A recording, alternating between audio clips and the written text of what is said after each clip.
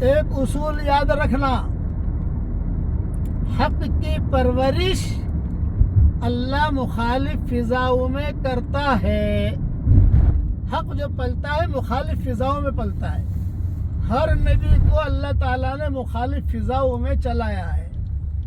قرآن میں اللہ تعالیٰ فرماتے ہیں وَلَقَدْ نَعْلَمُ أَنَّكَ يَضِيقُ صَدْرُكَ بِمَا يَقُولُونَ۔ پیارے نبی جی، ہمیں پتہ ہے آپ کے دل کے اندر کڑن بہت ہے، آپ کو ٹینشن بہت ہے، بہت فکر ہے آپ کو، اور غم سے بھرے ہوئے ہیں آپ۔ تو علاج کیا اس کا؟ فَسَبِّحْ بِحَمْدِ رَبِّكَ وَكُن مِّنَ السَّاجِدِينَ۔ سبحان اللہ و بحمدہ بہت پڑھا کرو، اللہ کی تعریف بہت کیا کرو، نماز بہت پڑھا کرو۔ مَعْبُدْ رَبَّكَ حَتَّى يَأْتِيَكَ الْيَقِينُ۔ اور مرتے دم تک اللہ تعالیٰ کی عبادت کرتے رہو۔